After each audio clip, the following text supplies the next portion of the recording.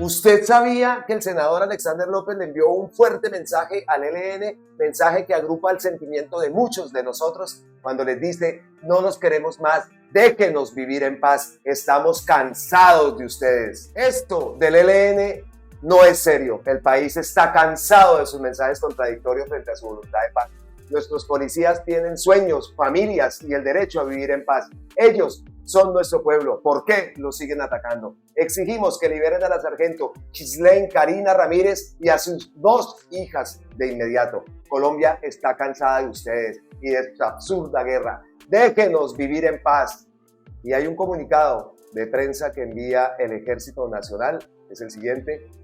Dice: el Comando de Fuerza de Tarea Quirón, Unidad Militar Orgánica de la 8ª División del Ejército Nacional, se permite informar que en hechos que son materia de investigación y según lo reportado, habrían secuestrado a la sargento segundo Ghislaine Karina Ramírez y a sus 2 hijos menores de edad de 6 y 8 años, uno de ellos con una condición especial de autismo, quienes viajaban en automóvil hacia el municipio de Arauca, departamento de Arauca. De forma preliminar, se presume que la familia habría sido plagiada por integrantes del Frente Domingo Laín Sáenz del Grupo Armado Organizado ELN, mientras conducía por el municipio de Fortul, Arauca, el pasado 3 de julio en horas de la noche. Ellos hacen parte de la familia de un oficial perteneciente a la Fuerza de Tarea Quirón de la 8ª División. Este comando rechaza categóricamente este crimen de lesa humanidad que viola los derechos humanos e infringe las disposiciones del derecho internacional humanitario. Una vez se tiene conocimiento del hecho, de manera inmediata se dio aviso a las autoridades competentes y en un trabajo interinstitucional se adelantan las acciones respectivas para la liberación de los secuestrados. De igual forma, se instalarán las denuncias respectivas ante los organismos nacionales e internacionales por este crimen atroz. Responsabilizamos de la vida e integridad física de nuestra suboficial y los menores de edad al Frente de Guerra Oriental del ELN. El Ejército Nacional realiza el acompañamiento psicosocial a nuestro militar y a su familia, activando los protocolos establecidos por parte del Centro de Familia. Y es que todo esto es lo que genera ese sentimiento de rabia. Esta gente sigue jugando con el gobierno. No es la primera vez que se burla, que se habla de acuerdos de paz, de mesas de diálogo, de ceses al fuego, y inmediatamente cuando se da la vuelta hay alguna acción por parte de este grupo.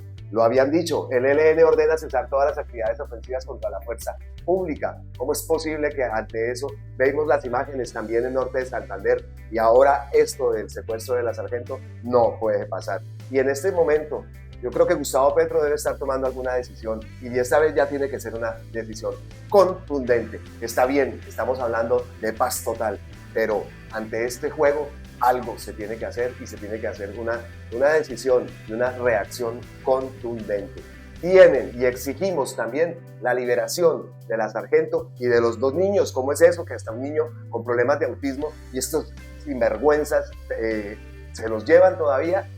No puede ser, esto ya no más. Colombia, estamos cansados, estamos mamados, perdónenme la palabra, de estas situaciones, años y años y años, y este grupo, cuando hay voluntad de paz por parte del gobierno, no responde con eso, responde con estas acciones. Inmediatamente la derecha obviamente está con todo esto desviando todas las acusaciones y todo lo que está pasando respecto al centro democrático. Entonces, gravísimo, y exigimos, como lo dijimos, que esa liberación se dé pronto y que se capturen a los responsables de tan atroz hecho que no queremos ver más en Colombia. Dice la senadora Sandra Ramírez en su cuenta de Twitter: no puede ser posible que a menos de 24 horas de entrar en vigencia el cese al fuego por parte del ELN se registren hechos lamentables contra la población y la fuerza pública. En Norte de Santander, yo hago un paréntesis, en Arauca, la voluntad política de transitar hacia la paz debe demostrarse con hechos. Llamamos al diálogo y a la paz y rechazamos todo hecho violento,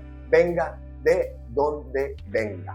Las fuerzas militares también se pronunciaron, dice: rechazo frente a esta violación a los derechos humanos y el derecho internacional humanitario, con el infame agravante de involucrar a 2 menores. No escatimaremos esfuerzos disponiendo nuestras capacidades para ubicar a nuestra suboficial e hijos. Exigimos respeto por su vida e inmediata liberación. También hace mención al comunicado que envía la 8ª División del Ejército. Estuvimos buscando algún pronunciamiento por parte de Gustavo Petro respecto a esto. No se ha pronunciado. Sabemos también que se va a reunir con Lula en la protección, esa gran reunión que va a haber para alcanzar acuerdos importantes y una vez acciones que se tomen con la selva amazónica, porque la selva también la acabaron y esto es una gran noticia para el país. Noticias buenas, noticias positivas que vienen a mancharse ahora con todo esto de este grupo otra vez. No, no puede ser, definitivamente. Sé que todos ustedes y muchísimos apoyan que Gustavo Petro tome alguna decisión contundente. Nosotros estamos cansados de esto, no queremos guerra, no queremos eso, pero tampoco queremos que se burlen del gobierno. Y como lo digo, lo más triste es la derecha burlándose de todo esto, burlándose del proyecto de paz total del gobierno. María Fernanda Cabal, alineadita como viene haciéndolo, yo vengo diciéndolo, ella desde aquí, desde España, la mandaron bien alineadita, la tienen adoctrinadita para que sepa cómo es que tiene que andar la super ultraderecha.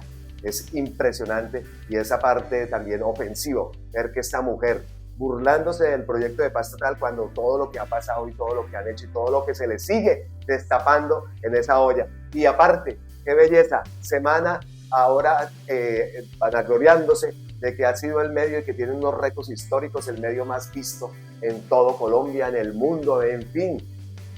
Y vea, y se siguen compartiendo. La gente en Twitter comparte y comparte y comparte y comparta para hablar de Quique Dávila. Se sigue y se sigue lo mismo. Ya, ahí están los resultados. Están felices porque lograron unas cifras, unas cifras astronómicas. La culpa es nuestra por estar compartiendo y por estar retuiteando y por estar... es que yo en lo personal no lo hago, pero muchas veces a veces tienes que recurrir al portalucho ese para poder medio sacar alguna noticia. Afortunadamente ya RTBC y Cuarto de Hora han cambiado esa filosofía y ya podemos recurrir a ellos. Pero ataques contra Miguel Ángel del Río, por ejemplo, eso es lo que generan es eso, lo que generan es que todo esto y todos ahí que semana y semana, es que no se debe ni escribir esa palabra semana, no se debe escribir ni la palabra Vicky, porque eso hace que el logaritmo se active. Bueno, pero ahí estamos, seguimos en la misma y esa gente no cambia, esa gente no va a parar y esa gente de todo esto ven que les funciona, van a seguir. Dice Luis Fernando Velasco, nuestro ministro del Interior, el trino del presidente del Senado me interpreta y creo que interpreta a millones de colombianos. Lo que leímos anteriormente, el trino de Alexander López, que dice, exigimos que liberen a la sargento y lo más importante es que Colombia está cansada de ustedes y de su absurda guerra. Bueno, y cambiando de tema, porque aquí tratamos muchos temas, esa es la idea del usted sabía. A propósito, ¿usted sabía que el gobierno le ofreció disculpas por el caso de Alice Vargas, víctimas de falsos positivos? Dice Patricia Patolú, tuvieron que pasar más de 5 años para que se cumpliera la sentencia que miembros del Estado pidieran perdón por uno de los 6.402 falsos positivos cometidos. Grande ministro de Defensa para la Paz, Iván Velázquez, por hacer lo que le correspondía a sus antecesores. Este acto es el reconocimiento del Estado de que la muerte de Alex Fabián Vargas Hernández no ocurrió en el marco de una confrontación armada con grupos armados al margen de la ley, sino que fue un abuso de poder de las armas entregadas para la defensa del orden constitucional y de los derechos de los colombianos y colombianas. Por esta razón, ofrezco las excusas y pido el perdón a nombre de la nación a la familia y amigos de Alex Fabián Vargas Hernández y honro también la memoria de su padre, Jorge, quien murió un año después en medio de la pena moral que me decía la madre de Alex Fabián no pudo superar. Falleció sin conocer la verdad de lo sucedido con su hijo.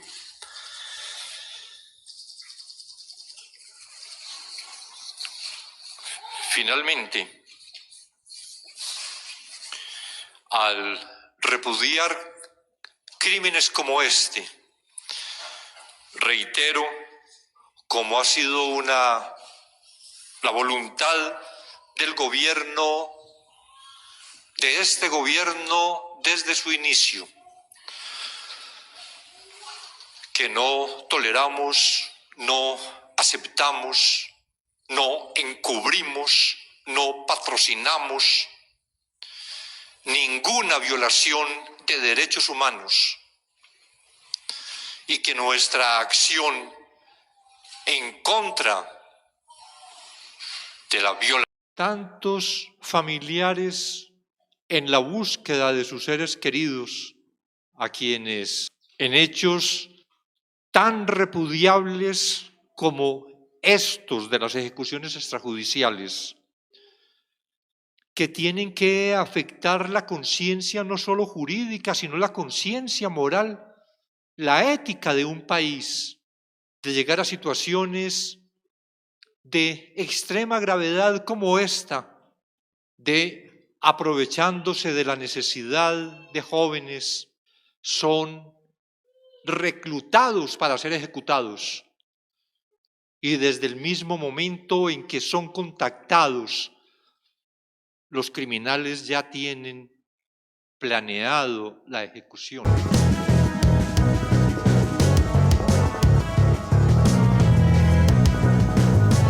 Yo jamás en mi vida pública he cometido un acto de corrupción. Jamás he sido parte de sobornos. Siempre he actuado dándole la cara al país.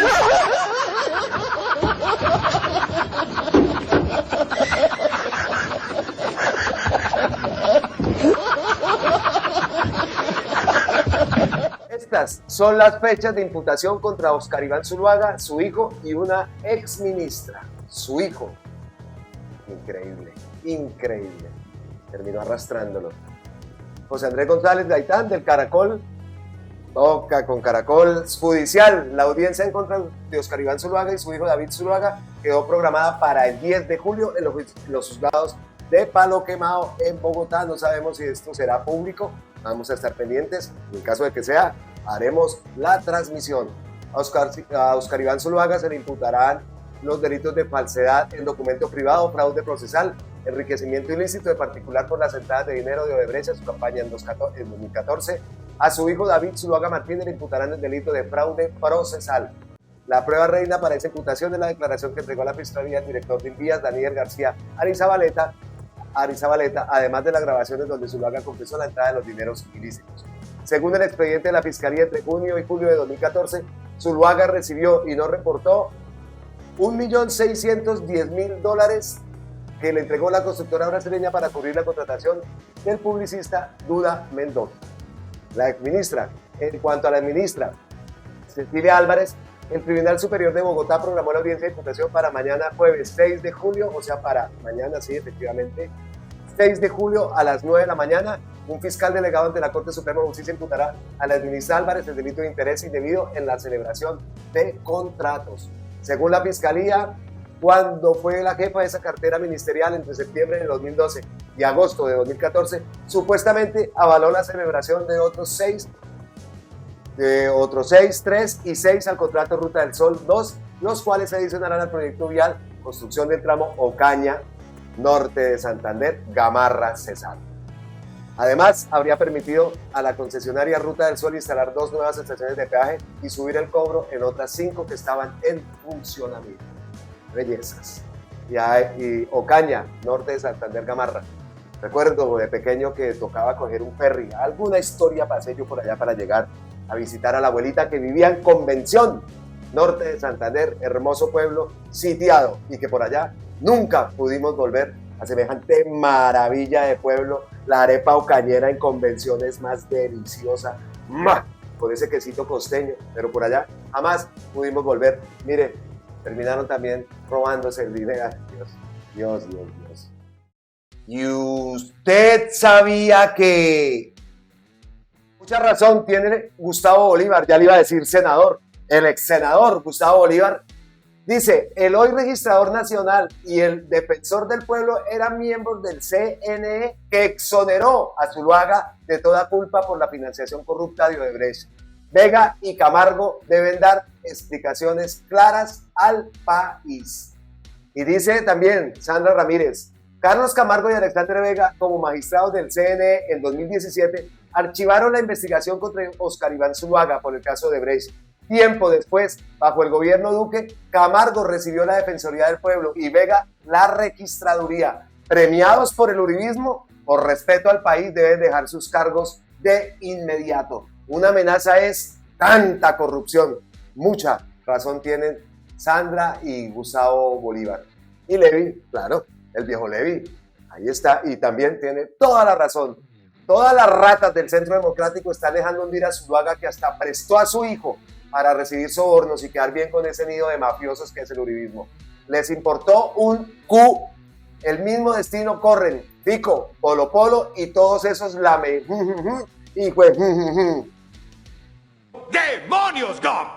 ¡Eres realmente un genio! Es la mejor respuesta que he recibido. Y vean esta imagen, lo que representa esta gente, lo que es, que no tiene ni palabras. Vean esto, dice Miguel Ángel. Esta imagen vergonzosa del candidato a la alcaldía de Soledad, Joao Herrera, representa la entrega y adulación a esa clase política corrupta en cabeza de Fuad Char, que tanto daño le ha hecho al departamento del Atlántico. Que despierte la ciudadanía de una vez. ¿Será que con todo esto sí despierta la ciudadanía? No, eso fue planeado premeditadamente. La realidad de Colombia es que el Centro Democrático de hoy, el uribismo de ayer, debería llamarse realmente el Centro de Odebrecht.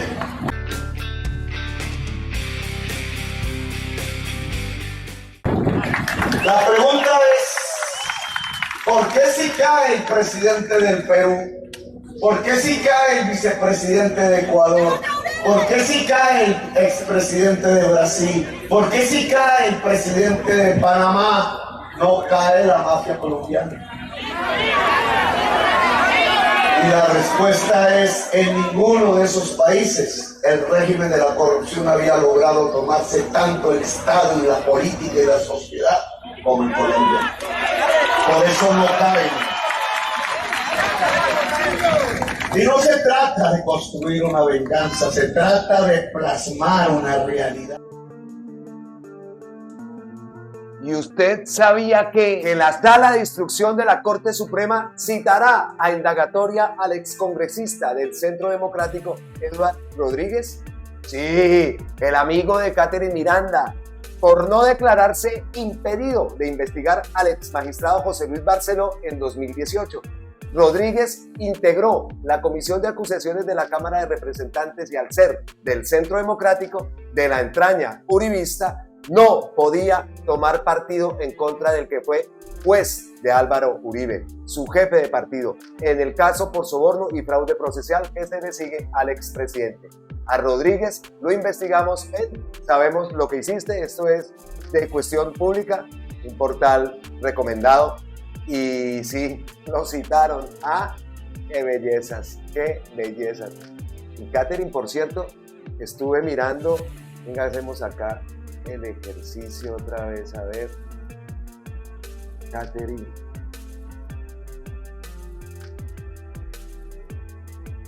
Miranda.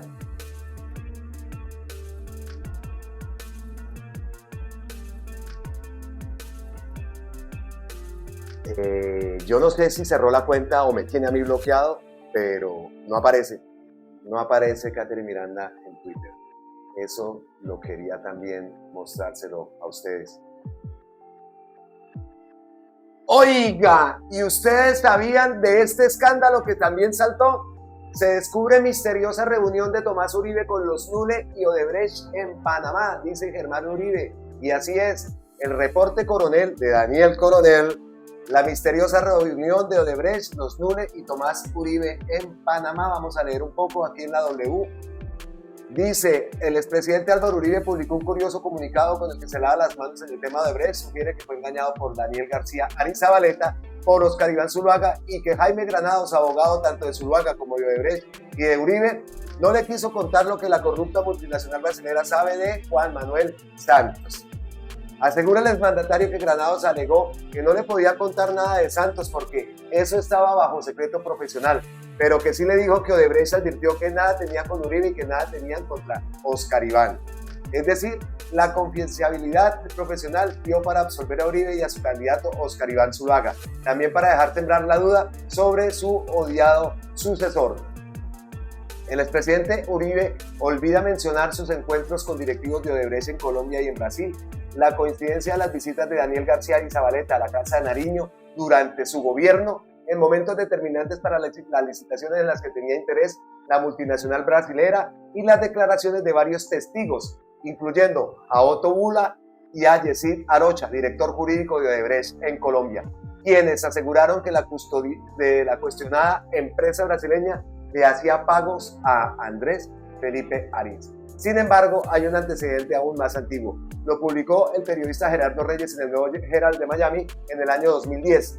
Según la publicación, durante el gobierno de Álvaro Uribe, su hijo, Tomás Uribe, le dio para que se reunieran en Panamá Guido y Miguel Nure con el presidente de Odebrecht Panamá, a fin de que se presentaran juntos a la licitación de la Ruta del Sol, una de las más grandes del gobierno de Álvaro Uribe. La información fue suministrada a Reyes por uno de los asistentes a la reunión, el ahora condenado empresario Miguel Nule. El reporte coronel habló con el periodista Gerardo Reyes, director de investigaciones de la cadena Univisión y uno de los periodistas de investigación más respetados del mundo. Quizás esto se quede en silencio o quizás se reanude la campaña de desprestigio contra quien se atreve a mencionar dichoso tema. ¿Usted sabía que, así como lo define Orlando Curioso, esta basofia siempre ha sido enemigo de la clase trabajadora? Téngalo en cuenta en elecciones, que Vargas Lleras propone reducir salarios y no...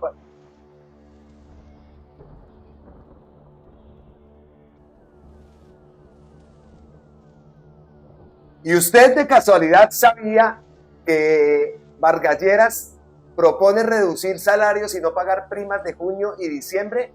El exvicepresidente señala que la crisis actual deberá traducirse en que el país adelante cuanto antes una reforma laboral. Mientras esto sucede, plantea que haya una suspensión temporal del subsidio de transporte y del pago de cesantías. Como lo define Orlando Curioso, esta basofia siempre ha sido enemigo de la clase trabajadora. Ténganlo en cuenta en elecciones. Y como dice Daniel Rojas Medellín, que los enemigos del pueblo lideren la oposición al gobierno es nuestro mayor honor. ¡Qué basofia! ¿Y usted sabía que hay un militar encadenado frente al Consejo de Estado para reclamar por el pago de la mesada 14? Dicen que los criminales tienen más garantías. Se le olvida quién fue el que quitó esa mesada, ¿no? Ahí sí, como dice Becky, ¿por qué estos reservistas nunca salieron a pedir la mesada 14 si la quitaron desde 2005? ¿Por qué ni siquiera un trino le hicieron a los anteriores gobiernos? ¿Por qué al gobierno de Gustavo Petro le hace manifestaciones, amenazas de exigencias y no solicitudes respetuosas? Como lo dice también el sargento Chalá, el acto legislativo 1 de 2005 del gobierno de Álvaro Uribe dejó sin mesada 14 a los pensionados del Mindefensa, pensionados por sanidad. Además, ya el ministro Velázquez lanzó un comunicado donde informa textualmente y claramente quién fue el culpable, desde cuándo se quitó esta mesada y por qué, como dice Becky, ahora sí están reclamando. Pues que sepan que el gobierno también está pidiendo que esa mesada se reactive. Aquí no vengan con cuentos, esto es de verdad manipulaciones para la tal marcha que quieren hacer allá Zapatero y sus amigos el 19, ¿no? Pero es que es absurdo. Y repito, Becky tiene toda la razón.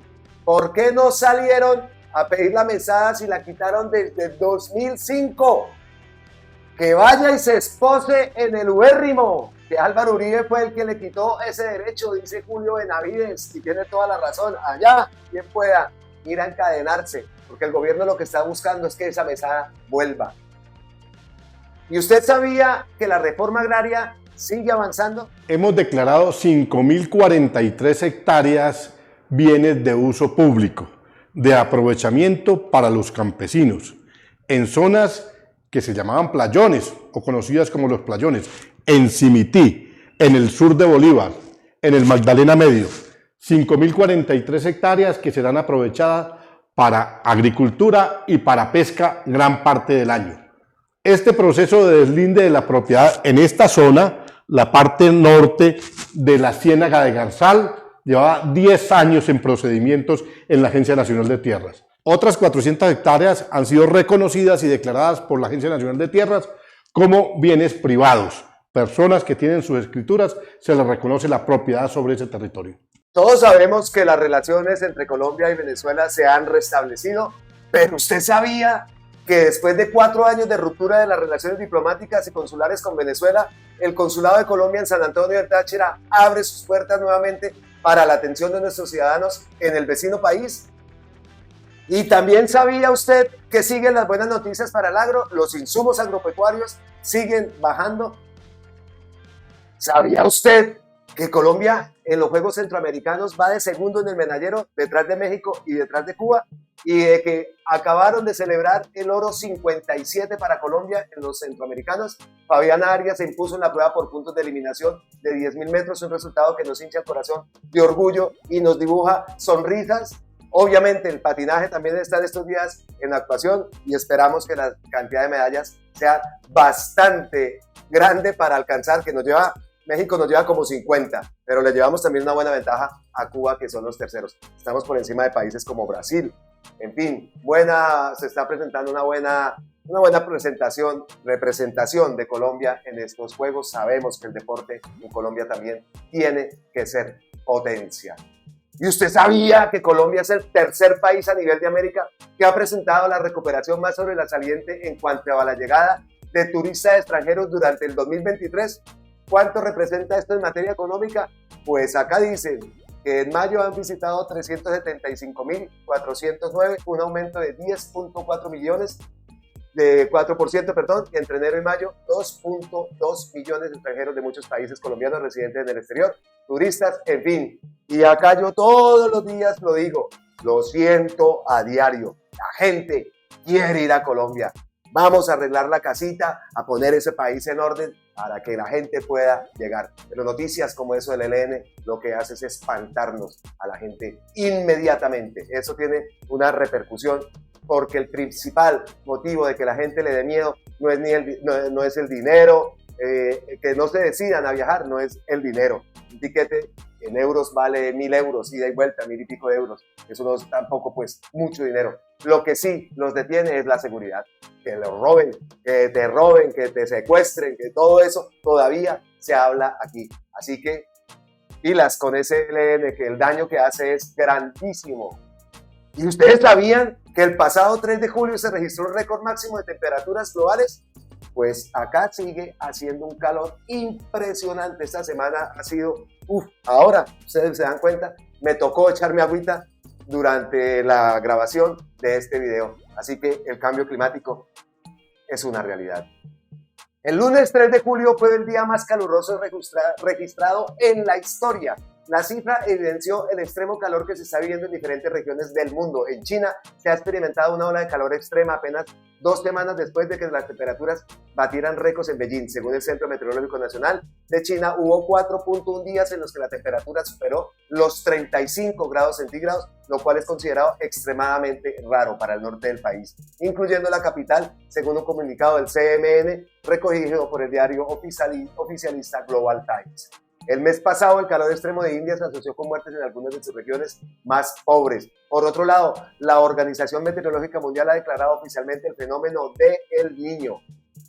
Se ha detectado en el Océano Pacífico tropical las condiciones que probablemente causarán un aumento de temperaturas y perturbaciones meteorológicas este año, lo que aumenta significativamente la probabilidad de romper nuevos récords de temperatura y experimentar un calor más extremo en muchas partes del mundo y el del océano, advirtió el secretario general de la OMM y meteorólogo Petri Dallas. Según Wifran Moufoma, meteorólogo y especialista del Niño de la OMM, se pronostican alteraciones como condiciones de sequía en Australia, América y específicamente en Sudamérica.